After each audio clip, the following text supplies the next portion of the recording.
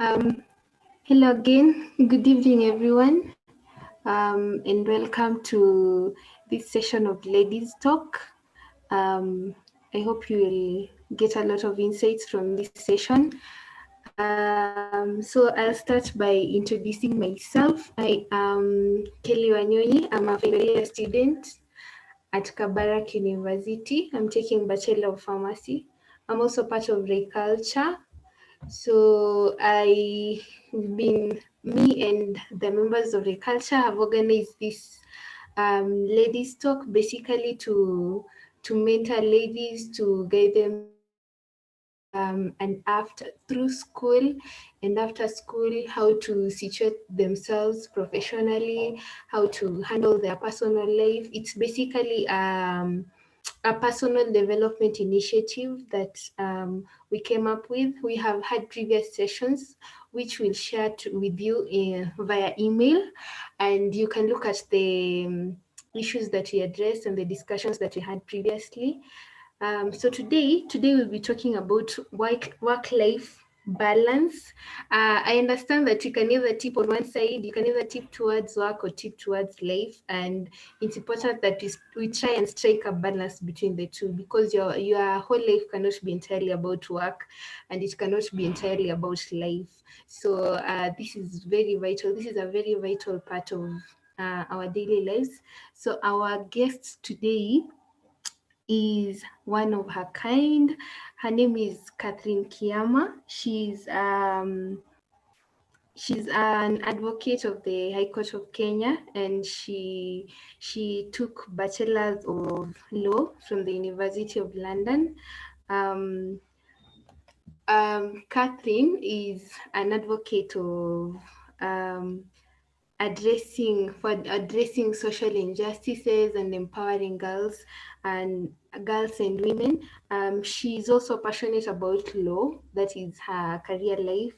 Um, she she has worked as a lawyer and also as a program associate at the AIDS Law Project. She's an alumnus of Moremi and Vital Voices, Atlas Corpses, and Women Leaders for the World, which are all fellowship programs.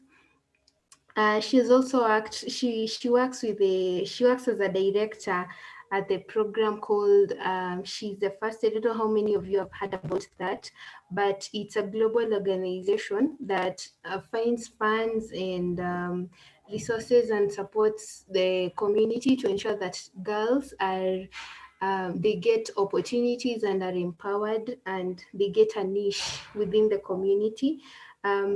She has also overseen and supported grants which have helped in fundraising, in monitoring and evaluating and learning to ensure that there is compliance to legal and donor requirements. So that's part of what she's doing at She'sTheFirst. She also currently sits on the board of Make Every Woman Count, and previously on Amref's Youth on Action movement. I think we had a speaker. I think her name was Evelyn in our previous sessions of Youth Voices Network, which we'll also mention in the course of the discussion. She was also part of the steering committee there, and she has served various other capacities. And we can see through Catherine's bio that she's passionate about empowering ladies. She's passionate about empowering herself. So the insights we'll get from her today will really serve us as we move into the professional world, as we try and balance our own life outside the profession, and as we look for work. So I hope you guys will be listening to this and noting down things that you think will be of help to you. So I'll take this chance to welcome Kathleen. So welcome. Thank you very much, Kelly, for that very elaborate introduction. Good evening, everyone who's joining us. As Kelly mentioned, I'm really passionate about spending time nurturing young women and passing on the lessons that I have learned along the way. And through this process, I always continuously learn. So today I've been asked to chat a bit about work-life balance. And as she mentioned, sometimes you can tilt towards both of each of those spectrums, and we'll spend a bit of time chatting about that. But because I want to know who's in the room, if you're comfortable, I kindly ask that you put on your videos. I'd like us to do an icebreaker. It's not a difficult one, just for us to break the ice and be able to get a sense of where we are.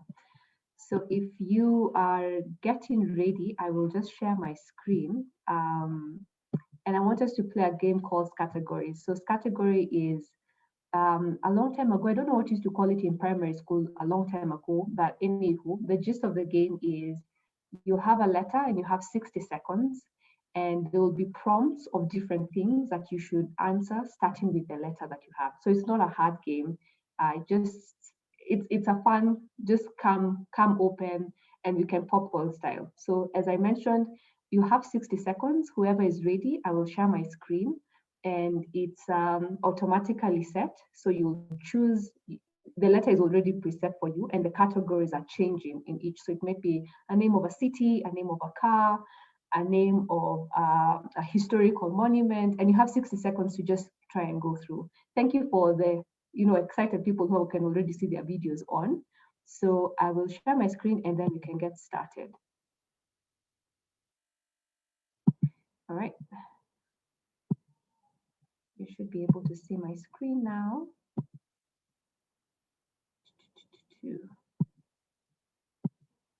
All right. Is anyone feeling excited to try? This is part of our work-life balance. You don't know what might happen. Maybe there's a prize.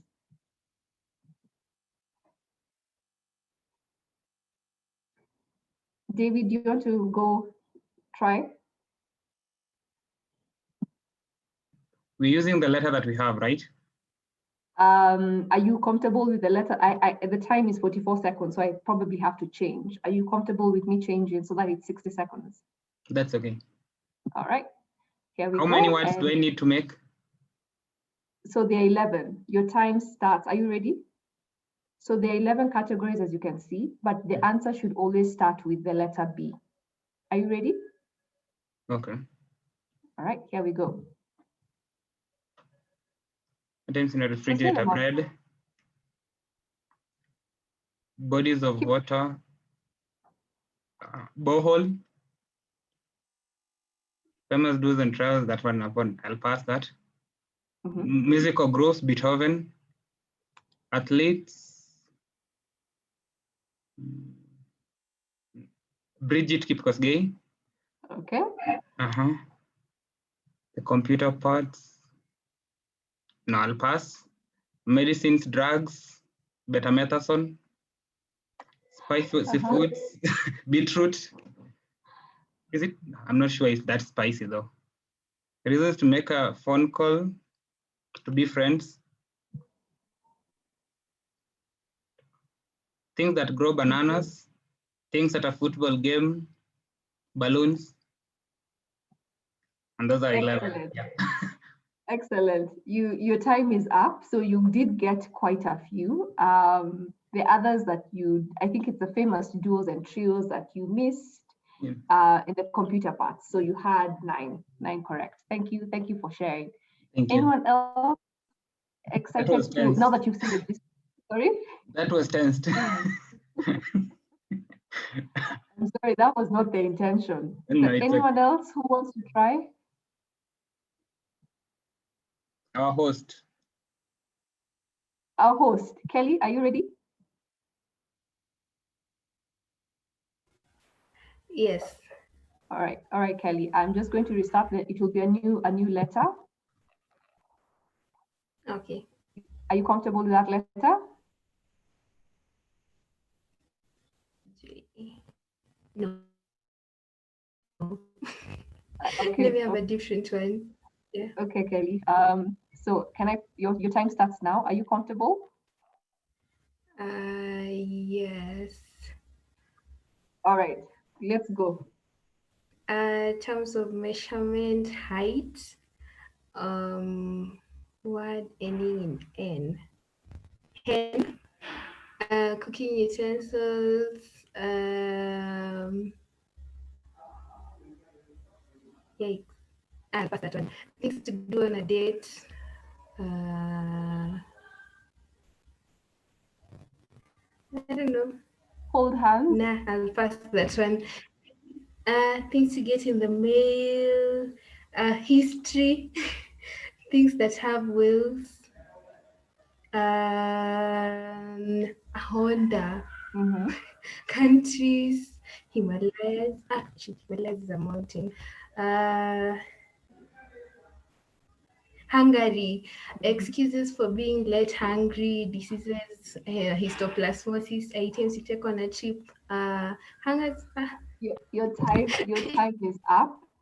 Your time is up. Thank you. You yeah. you did really well. I think it's just cooking utensils, things to do on a date that you got wrong, and you reached 9. So you have 7 as well.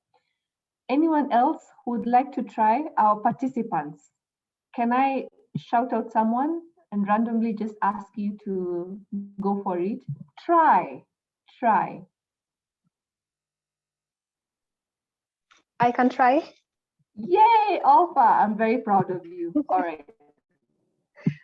Uh, Are you comfortable with letter O? nope. We can change that. All right. So T it is. Are you ready, Alpha? Yes, I'm ready. All right, your time starts. Reasons to quit your job. Team.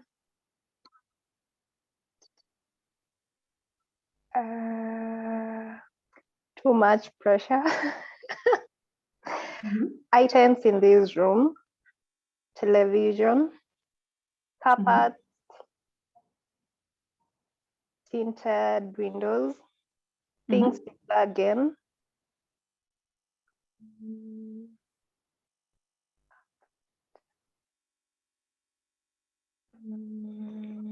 Things you plug in. Things you plug in. You can skip and come back. Oh, okay. Things made of metal. Tires. Things that have spots. Trees. Insects. Termites. All right. Thank you, Alpha, for trying. So you didn't get the things to plug in, and you reached insects. So you have 6 points. Okay. All right, great. One last person who's feeling excited to try.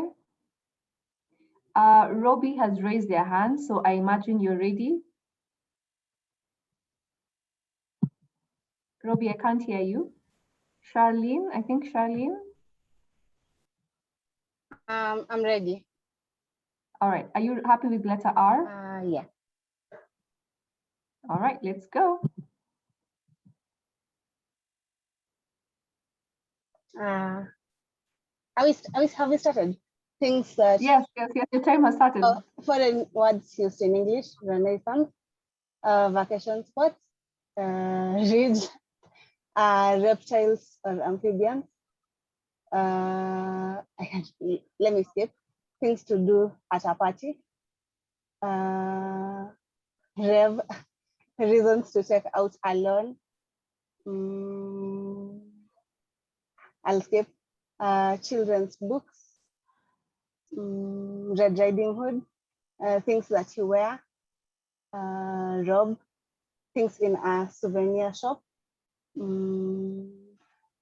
I'll skip. Nicknames. Randy. Things with tails.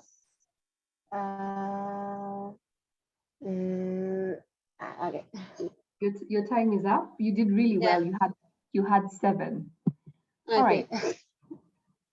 Thank you all. I'll stop sharing. I'll encourage all of us to, especially now in the times of COVID, try finding ways that you can be able to plug in with your family and with your friends. As Kelly mentioned, my name is Kate Kiama. I currently work at She'sTheFirst, which is a nonprofit, and we fund and support girls across 21 different countries.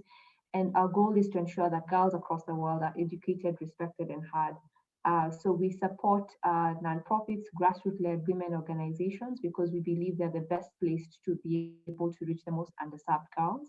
And we build the capacities and the ecosystems for these grassroots organizations, because then we know they have better outcomes and better efficacy to be able to work with and for girls. So today's conversation is around work-life balance, and why I asked that we spend time just thinking about plain categories. I think it's really important for us to think about what we're spending our time, most of our time, what are we spending it doing? And I'll ask us, especially after this session, I want you to write how many hours you spend a week. Like what time you need to know, are you those people who are nocturnals and you're working all night?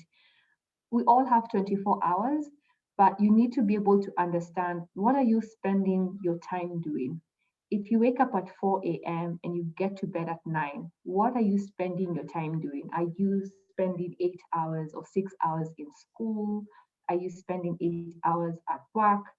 But you need to be able to break down beyond the work and the school. There's so many other hours in the day that we're doing other things, and you need to be able to understand what are those things that are occupying so much of your time. And an easy way for you to be able to get an assessment of this is to use your phone. All of our phones have a feature to be able to see how much time you're spending on social media. And sometimes that number can scare you. Like when it says you've spent 6 hours in a day on social media, those little pockets of 20 minutes you've been, on IG, on Twitter or Facebook, they sum up to something. And I'm a firm believer of the most things we're doing reflect on who we are as a person. So if you're spending a lot of time online and maybe you're not getting income out of that, maybe you're not an influencer, then perhaps you need to reconsider how much time you're spending on these platforms. So I kindly ask, before you sleep today, you know yourself, you know what time you wake up on a regular, not like today or not on a good day or when you have an exam. Think about on a regular, what time do I get up? And try breaking down like a really, really high level matrix of, I get up at 4 a.m. I probably have like my yoga, or I read, or I pray. It takes maybe 30 minutes to do all that. Like, I need you to break down what you're spending your day or your time with, because then you'll be able to get an assessment of where you are and where you can be able to improve. Because the most that we do is a reflection on us. It's the same about the people we associate with. The people you associate with, I keep saying the 4 people you're very close with are a reflection of who you are. They are a sum total of who you are. So do try breaking down what you're spending time doing and take a reflection. Where we are, I asked, David and Kelly earlier where we are, and most of us are probably in campus or just started working. And I think it's really important to really think about this, especially as you get into the workspace, because what you do from your 5 to 8, so after work hours or after school, is more important than maybe even what you're doing by your 8 to 5. And I think that's really critical, especially before you reach 40, because that's where you're developing your skills, that's where you're networking with the right people, that's where you're really growing and like truly harnessing your strengths. And it's really important to make sure then, after your grind and your day, that you have enough energy to do those things that will help you get to your other level.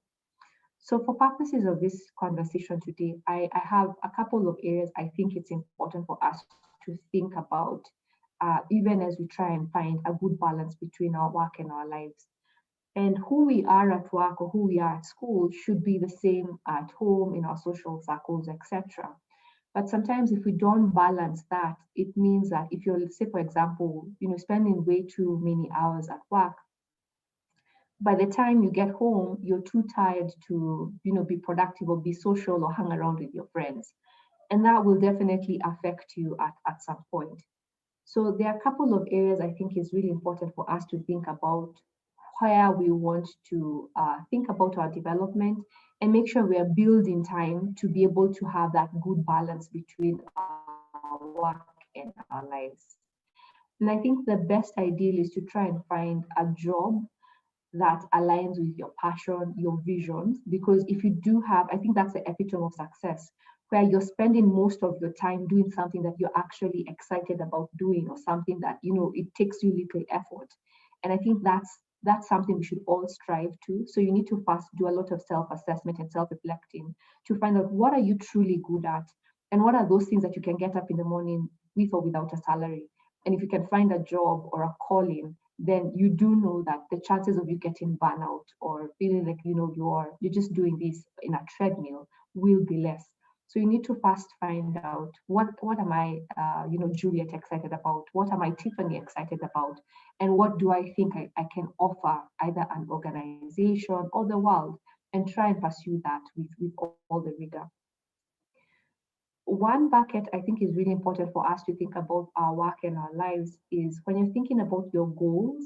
I do think it's important, and this is a question we typically ask. You know, most interviews will ask you, what are your, you know, 5-year term goals, or where do you see yourself in 2-3 years?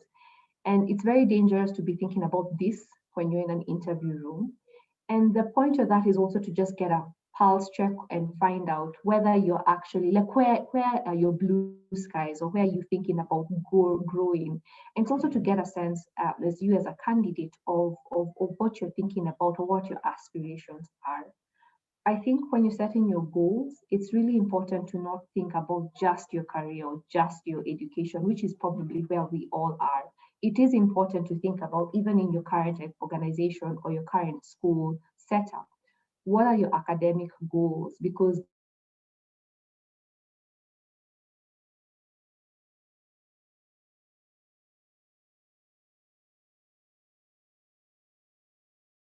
then when you have bigger education goals. But over and above our goals in our education, there are other areas which I want to mention. The other goal you need to be able to set are your personal development goals. And what I mean by these are based on, you know, you've already had some time to assess what are my strengths and my weaknesses. You want to spend time, you know, strengthening the things that you do really well, but also working on your areas of improvement. And so you thinking about your personal development is not necessarily aligned with your career. It's, say, for instance, if you're really bad with time management, your personal development goal would be like, you know, I want to do better. I want to, in the next 6 months, show up for all my meetings early. I want to submit my assignments early. I want to be more intentional about how much time I'm spending on Facebook or whatever. I think it's important for you, and your personal development goals can only be set by you because you know who you are, you know what your strengths and your weaknesses are. But it's important to set your personal development goals. And these are some of the things that, you know, when you're clocking out of work or you're clocking out of school, you can be like, this time I'm actually setting it aside to be able to focus on my personal development. I know a few people who, a few years ago were really struggling with public speaking, and that was their personal development goal. In their career or in where they were at that time, it was really important for them to be articulate and to give very many, public addresses. As much as they're thriving in that space, they're not comfortable giving public addresses or speeches, especially impromptu, but they focus their time on, you know, learning the skills and the tools to be able to be more comfortable, because I think it's always a journey. And that's how they're able to, you know, unplug. By the time they need to log off work, they knew, I'm going after work, my 5 to 8, I'm actually going to like watch TED Talks, or I'm going to join Toastmasters or something to be able to enhance and build my confidence. So you're able to delink your time to be able to self-improve. And I think that's self-efficacy is something we should always be looking towards as striving. The other area we need to find our goals or set goals, especially in line with how to be able to have good work-life balance, is leisure goals. And self-care is so important, and self-care should not just be something we think about in Christmas, I'm going to Mombasa.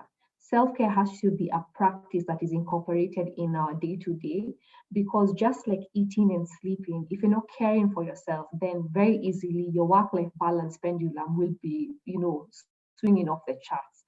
And there's nothing as bad as being burnt out, because then if you're burnt out, then you can't be productive either at work, you can't even feel like you're rested. So incorporate self-care just the way you incorporate meals, you incorporate your personal grooming, you incorporate, your day-to-day. Self-care has to be a practice that is incorporated in our day-to-day than just, a spur of the moment that it happens every year, like, your annual appraisal. That's not sustainable. One of the things I get really excited about is, especially when I review people's CVs, they always write there, my hobbies. And I keep saying, if you have not done that hobby for the last 14 days, that's not your hobby. That's just an aspiration, or it's like a goal that you want to do. Because people will write, oh, I swim, or I run, or I travel, and I'll always probe and ask, when was the last, or when's the most, like, what's the most recent trip you took, or when is the last time you swam? And someone will tell you like 3 years ago. That's not a hobby. Self-care has to be something that is incorporated, and you can find things that will help you unplug and rejuvenate you, because the intention is for you to, to take breaks, to be able to rest and reflect, so that then you can be more productive in your spaces.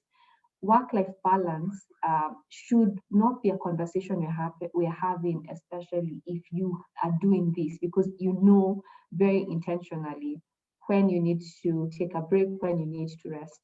A few years ago, when I worked at the Nike Foundation, I was really excited that it was a requirement as an organization level for every employee to take 2 hours campuses. And of course, they had, state-of-the-art equipment and tracks and everything. And they had like really renowned trainers.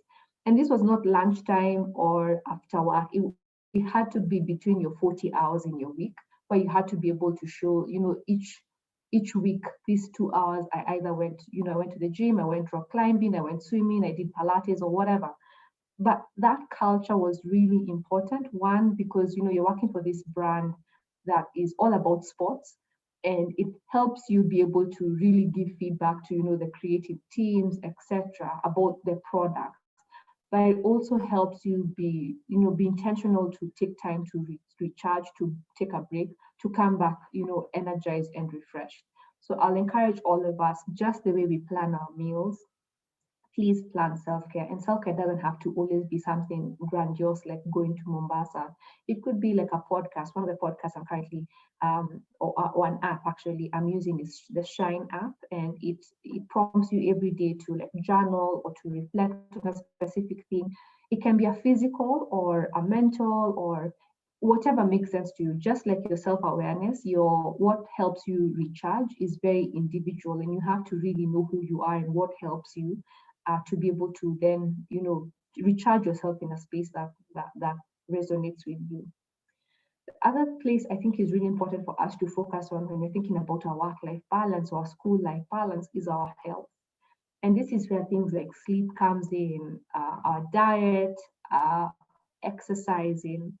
It's really important. Again, I think one of the best things about being young is you can get away with anything, like the scenes of partying hard Friday, Saturday, Sunday, showing up to class.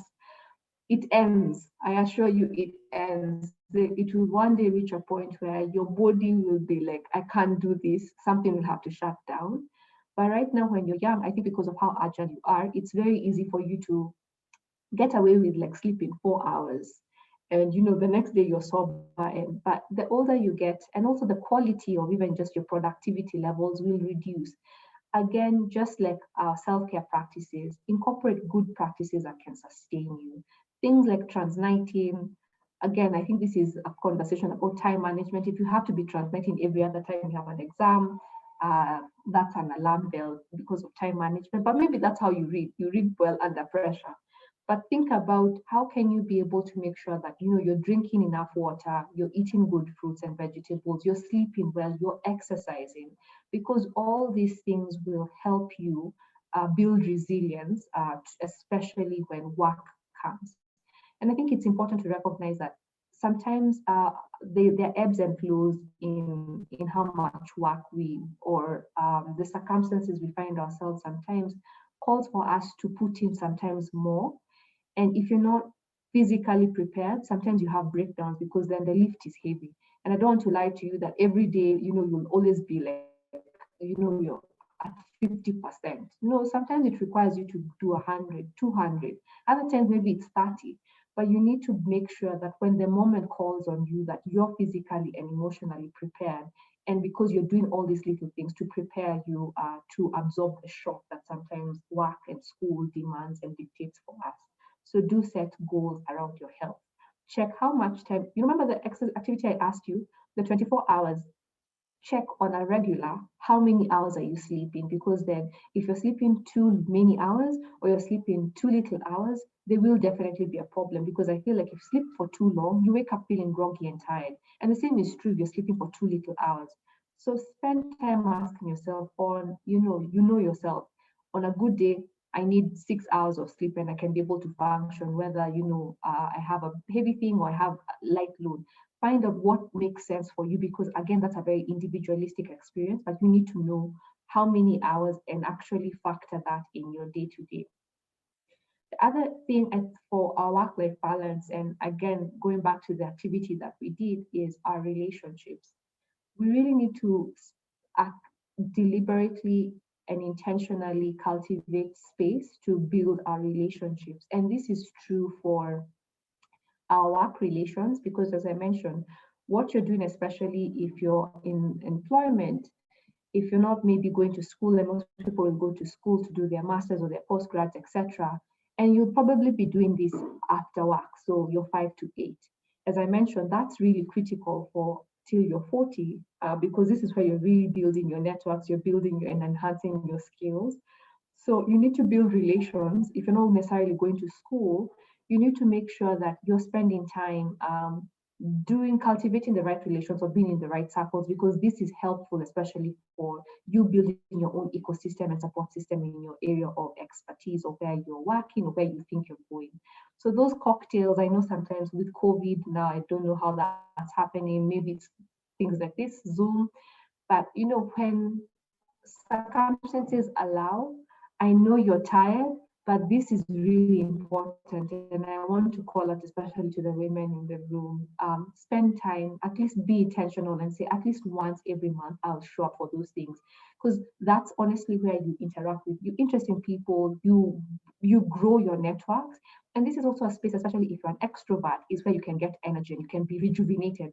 Introverts might find, going to a party a drag, but I ask that we allow ourselves to stretch and to grow. So even if you are an introvert, please make time for these kind of events, especially if they're work related, because then they'll help you interact with other people, share ideas.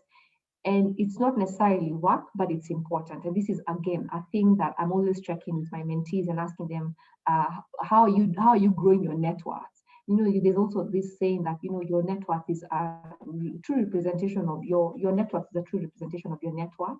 And I think that's really important, because the more networks you can grow, especially networks, not just networks for the sake of saying I have X number of followers, it's networks that are growing you, are challenging you, are helping build your resilience, your skills, your knowledge base. Those are the networks I'm asking us to do.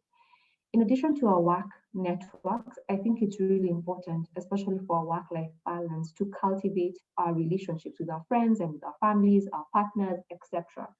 Because we know it's so important. Human beings are designed to be social beings.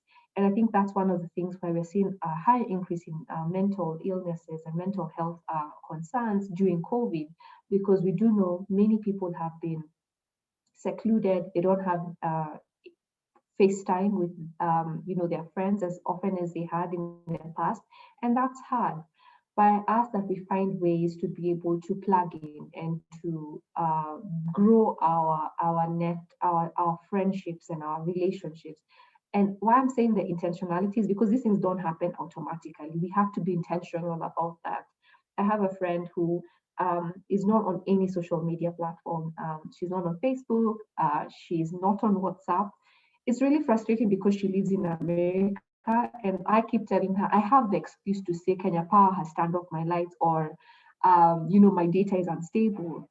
But I keep telling her, you live in perhaps the most developed country, and she just has, this is her self-care. She's like, I do not have any social media. If you want to talk to me, email me, and this is usually for work. And so for her, I have to schedule a call, and we scheduled our calls each quarter. So we already, because then this is only where I can reach Shoba. But that intentionality, because this is my friend, she's really, really intelligent, and we have really, very intellectual conversations. And that intentionality to make time to reach her in her place where, this is what makes sense for her, didn't happen automatically. Of course, we had a lot of fights about, platforms to use that she feels, she's comfortable with. And it has to be a phone call, honestly. Each quarter we have like a 3-hour phone call, and that's intentionality. And I think it's important to not expect your friendships to just thrive and flourish without actually putting the work. And that will help you, unplug from work. Also find out how can I be able to be of support to you as my friend? What do you need? Maybe she's pitching an idea at work, and she'll be like, actually, this is the agenda we're going to talk about on this day. I'm going to pitch it to you, and you give me tips. Find ways and find people who you can actually, be raw with and be vulnerable, and to help you grow. And the same for our partners and our friends as well. I think it's important for us to be there, and not be there just for the bad times, because I do feel that sometimes very, in retrospect, that's how we relate, especially as Kenyans. I think it's also important to just show up for someone for sake of showing up, because you trust them, you love them, you care for them. But be intentional to grow your relationships beyond your workspace. And then finally, the other area I think is really important, especially for our work-life balance, if this is something that you prescribe to, because I do know it's not, it's not cast in stone for everyone, is our spiritual goals. And this is not going to church or going to the mosque. I do think it's important to, if you believe in God, higher being, whatever you perceive him or her to be, I think it's important to really spend time, recognizing that this universe or these skills that we have are not necessarily inherent on us. It's a skill, and it's a gift. And I think that sometimes helps us also grow our spirit. So I believe that, we are a sum total of many things, our spirit being one of them, our intellect. And I think we need to set goals that resonate with that, not only our intellect, which is our career, our goals, our physical, which is, our exercise, our self-care, etc., but also our spirit, because then I feel like that helps us be able to be a holistic being. I do think if we're intentional to have daily practices or weekly practices, whatever, your schedule allows you to do, I do think it's easy for us to then say we have a good and healthy work-life balance. I do think no one has ever fully nailed work-life balance. I think for me, it's being intentional and knowing there are times in my calendar where I know I'm going to be heavy on work because I have maybe we've just rolled up a request for proposal, or it's fundraising season. And I do know, again, with COVID, working remotely, time difference, most of my teammates are in New York. I think it's important to recognize to myself that maybe for the next 3 weeks, I'll be really heavy on work because of this goal. But I'm very intentional after that, even communicating to my supervisors and my team. After this goal is met, I'm going to be taking more time, showing up at work. And one of the things I've been trying to do is, if I've worked very late hours, I'll start my day at 12, so I'll do 12 to 8 p.m. The other days where I'm a morning person, so I prefer to start my day at 7 to 4. It's being comfortable to communicate and say, I know I'm doing this work, not for infinite amount of time. It's just because we have a heavy lift that we all need to work as a team to lift. Beyond that, then I know I go back to my default setting, or I take time to recharge. So it's been intentional to take our leave days. It's been intentional to show up for friends and families events. Those are the things I think, if we are intentional and we are aware that I'm doing this, maybe I know it's not right for me to be sleeping 5 hours, but I'm doing it because I didn't read for my exams and they're showing up now, and I don't want to flunk. I'm going to be crazy with my sleeping pattern. Being intentional and knowing that this is not the way of being, it's the way of being for this duration of time because of X, I think is a better place for us to be than just living vicariously and being reckless with how much time we're spending on social media, or how much time we're spending binge watching Netflix or whatever. I think those are some of the tips I do think will help us be able to find a good work-life balance. The other thing I would ask all of us to do is think of yourself as a child. And this is not to belittle anyone. I think if you can ask your inner child, what is it that they want, then pursue that, with all the energy and, excitement. I do think even if when the going gets tough, you'll still have work-life balance. And I'll give you an example. If you ask a child, what do you want? A child will give a very elaborate answer. They already know what they want. They want, like, my nephew is 10 years old and he has like this very long list of things he wants for his 10th birthday. Of course, I'm not going to give him all that, and his parents are definitely not going to give him all that. But I like how children are authentic and they're true to themselves. They're like, if I'm given the opportunity to ask, what do I want? Do you know what you want? Because sometimes I feel like as adults, we don't know because we stopped asking the inner child in us, what is it that we want? And if you know what you want, pursue that. If you're in a space and you're like, I know I'm here, but I have this other talent. I play an instrument really well. I'm probably in IT, but I really want to, like, perform at an opera somewhere.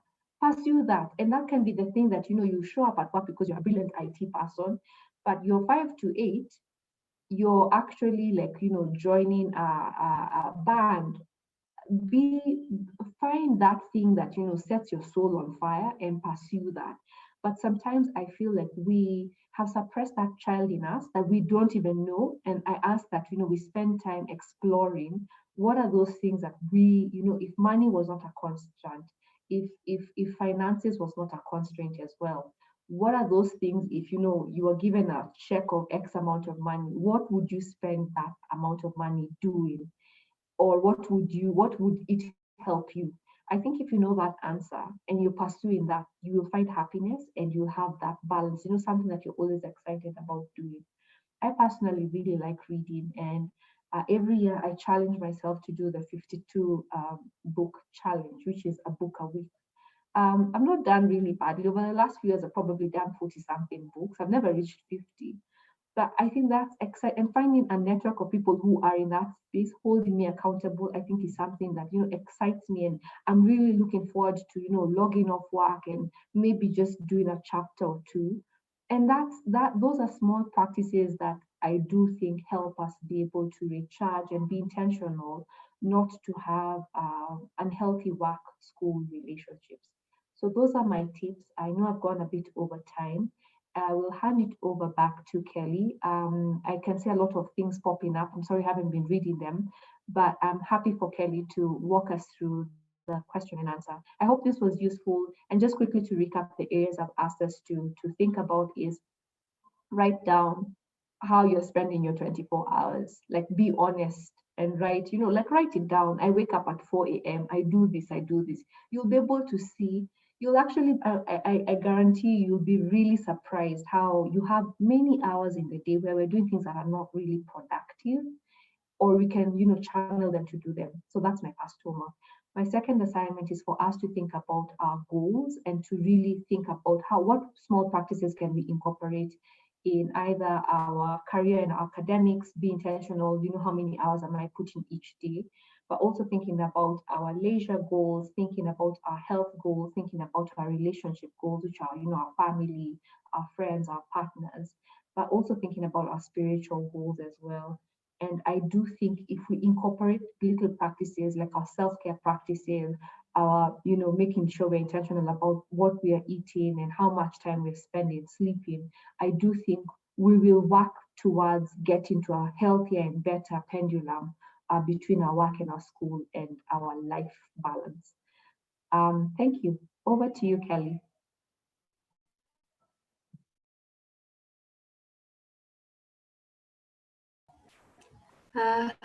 Thank you, Kate. That was such a nice presentation, very informative.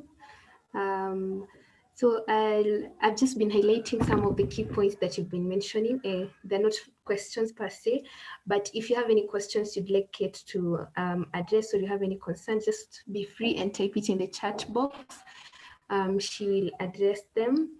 So the things that I've found have stood out are finding a job which aligns with your passion, setting goals which has a wide range from your health goals, your relationship goals, your spiritual goals, etc., etc., and being intentional in what you do, which will help you kind of strike a balance between work and life, because you cannot entirely get the scale to balance.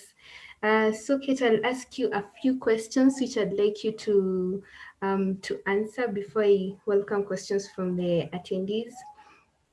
In society, as women, there are opportunities and there are systems that are in place that can help women to strike a balance between work and life. So how do we as women tap this opportunity or find them and take advantage of them so that it's easier for us to maneuver around the two aspects? That's a really good question. I think most organizations now are really intentional about, especially having spaces for women, especially either graduate entry levels or interns or new recruits have mentors. So most organizations will now have mentorship programs built within the organization. I think that's a really important place.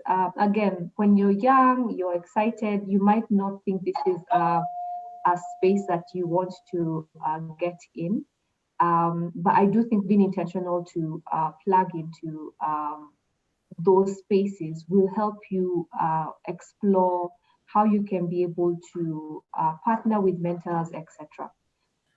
Kelly, can I just ask you for, I think someone's at my door. If you don't mind, please just give me 1 minute. All right.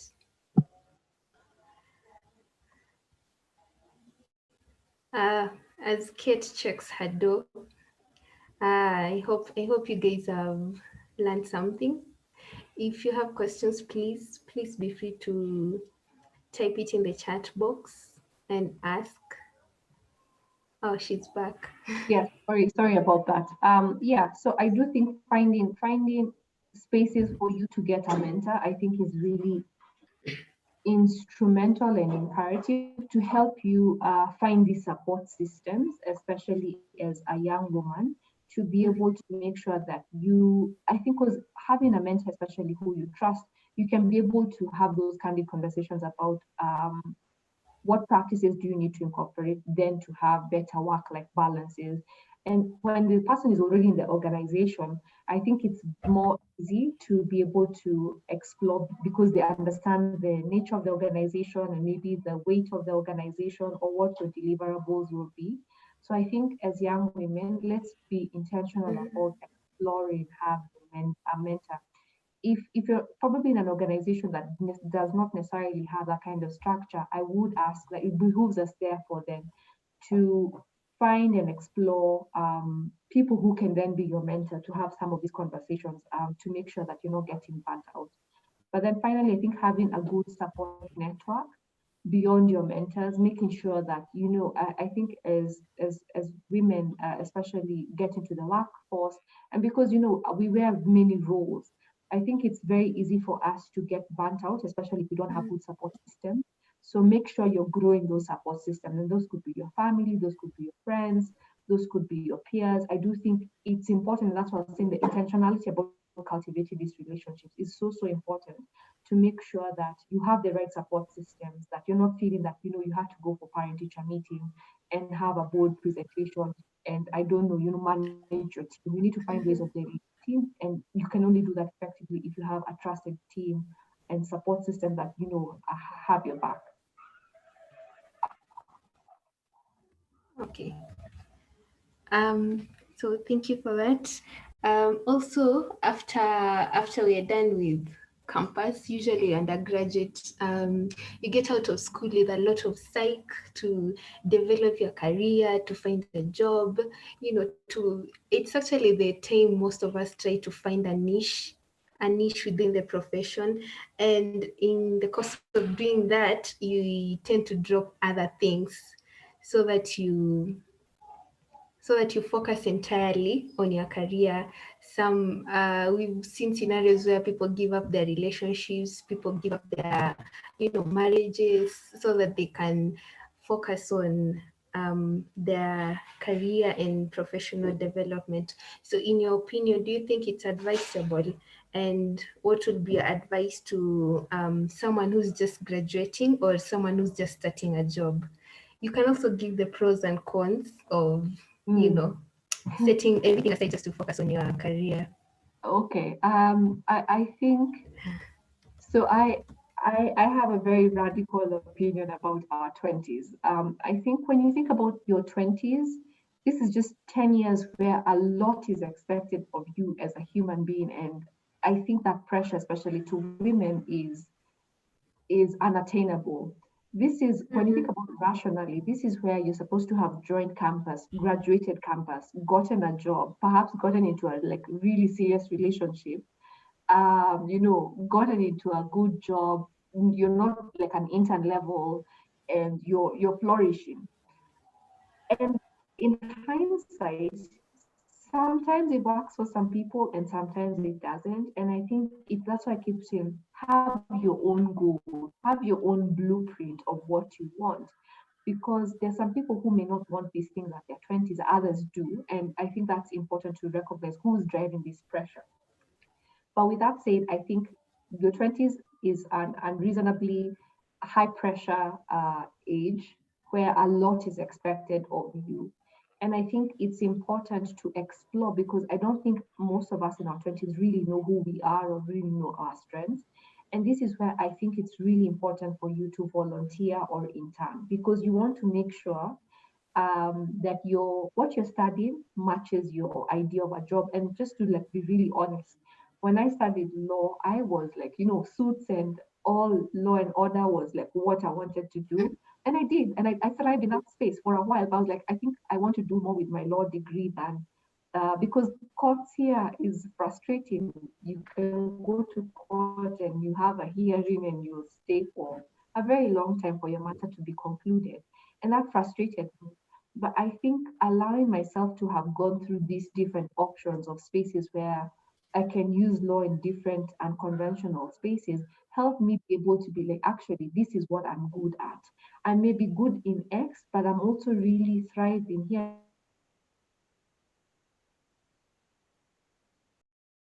In wonderful marriage, I think you're able to sustain yourself. So for me, I would tell myself, explore everything, intern, volunteer. If you have identified this is the organization I think I may want to work in, find ways of volunteering or interning there because then there could be a difference between what you think a day in a life there looks like and what actually it is. But I do think it's also important that you recognize that you're not just your academics, you're not just your job. There are other things that are so important for you to develop. And I think this is the disconnect, especially the education system, because very easily in the workspace, I think you can be able to have a disconnect with people who are very good academically, but who lack social skills, who have no team, team dynamics or team chemistry. And you might have this wonderful first class, but if you have zero team spirit, then you need to be able to recognize that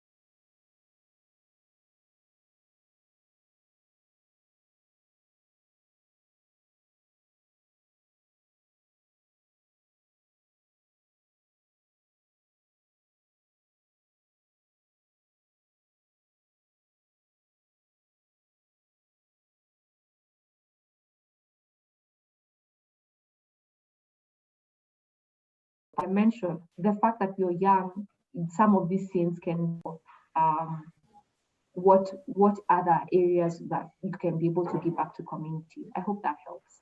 So don't focus on one. It's the long and short of what I'm saying. Okay. Okay, thank you.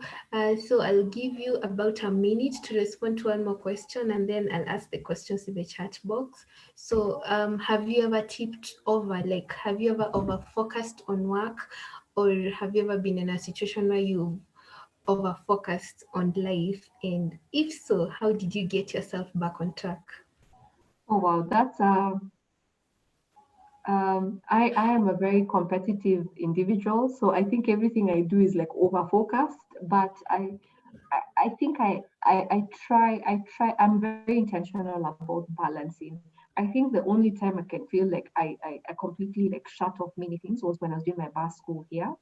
The kind of school of law was like one of the most gruesome experiences I've ever gone through.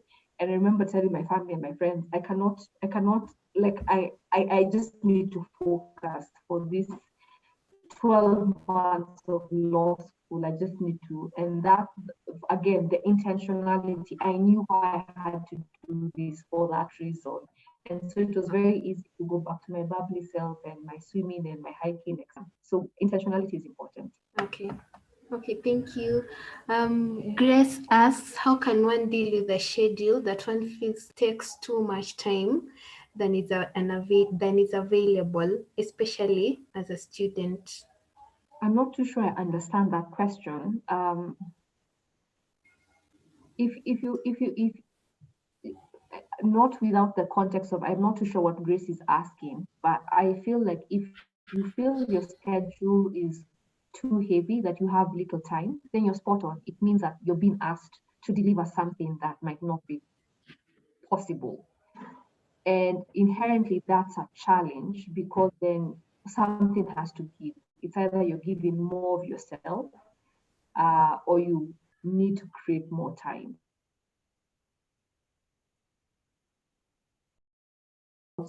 I would encourage you, especially when you have your breaks, to make sure you're resting or to make sure you know you're doing if you're volunteering, it's not for intense, so that then you spend time actually resting. Without the context of fully understanding Grace's question, that's what I'll offer. Okay. Okay, thank you. Charlene says this was an insightful session. Thank you, Kate and Ryculture team. Thank you, Charlene, for coming. An anonymous question. How do you get into your career of interest after probably studying something that was not your interest? You do know what you're passionate about. And I think sometimes that's the danger of us doing causes for our parents, because our parents want us to.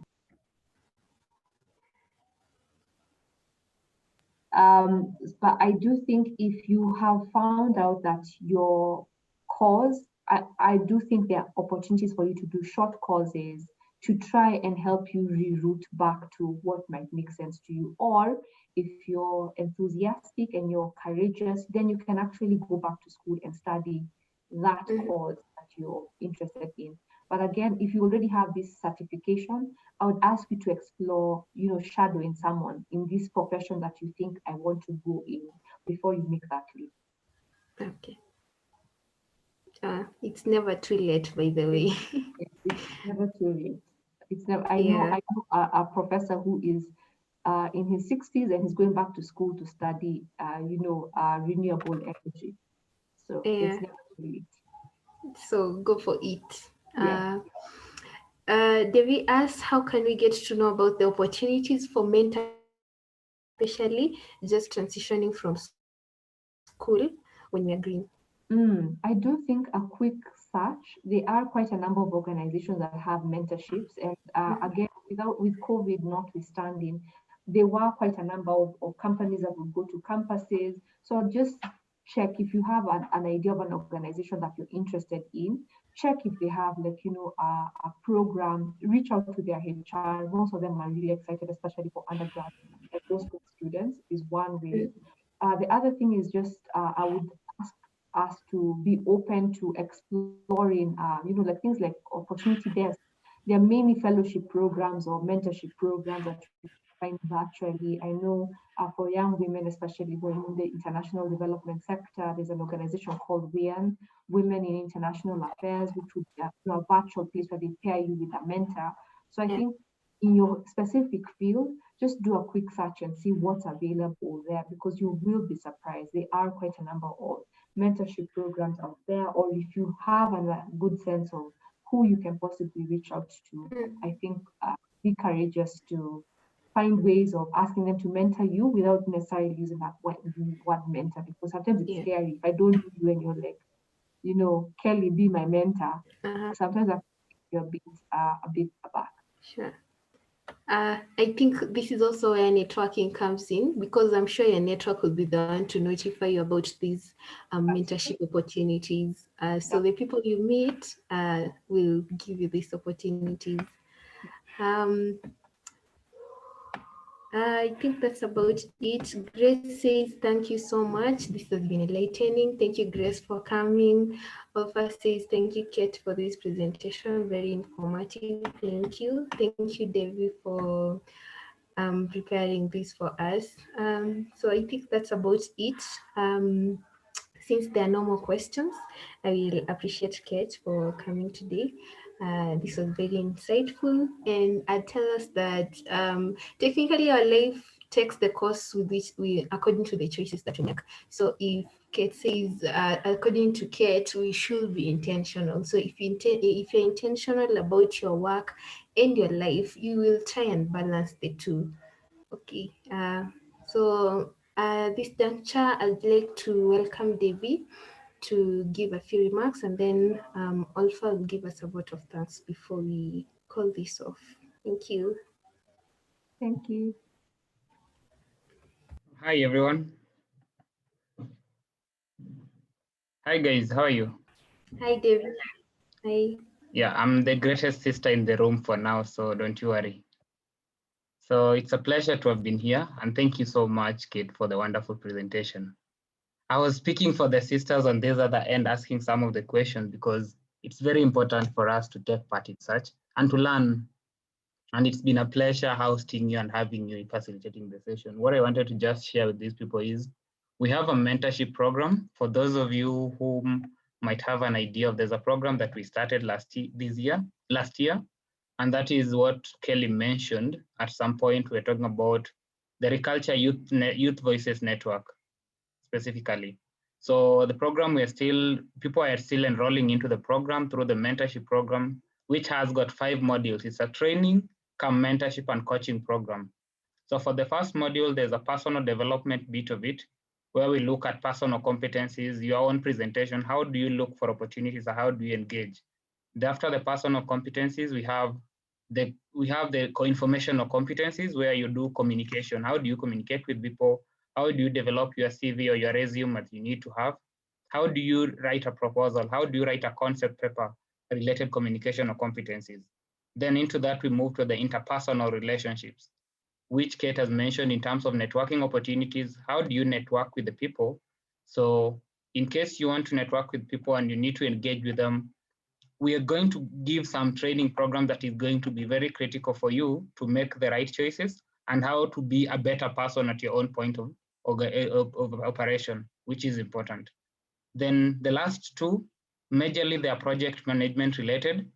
So when they're project management related, what we mean is we're looking at how do you do projects, running projects, resource mobilization. And resource mobilization in our context, it's not only getting the financing for the project. At this particular moment, we've had Kate facilitate this session. It's not financial, but the value of the information, the value of the insights that we get is very important. And you can never get to know such opportunities unless you're within the networks where such work is happening and such opportunities exist. So just to let you know, for those who would be interested, Alpha will be on board, and we have our email address in all the different discussions that we've engaged in. So reach out to us, let's work together and see how to create value for one another. Thank you so much, and back to you, Kelly. Thank you. I'll welcome Alpha to give a vote of thanks, and then I think we can close this up. Good evening, everyone. I would like to take this golden opportunity to thank our guest speaker, Ms. Kate Kiama, and everyone who is here tonight in this session. Thank you for giving us great insights on how to balance our personal lives and work. Personally, I've learned a lot. I hope everyone has. We're looking forward to engaging with you in more sessions like this throughout the year. Thank you. Over to you, Kelly.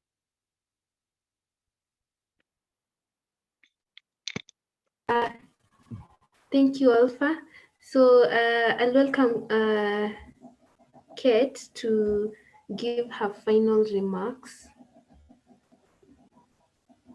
Thank you all. I'm excited to hear that this was useful, and I wish each and every one of you all the very best in your endeavors, and um, be excited to pursue those things that set your soul on fire. And again, intentionality, and intentionality. And remember that you're not just the sum total of your intellect. So your work, your school is important, but it's also important to make sure that we are spending time and we are cultivating a culture of balancing our work and our life.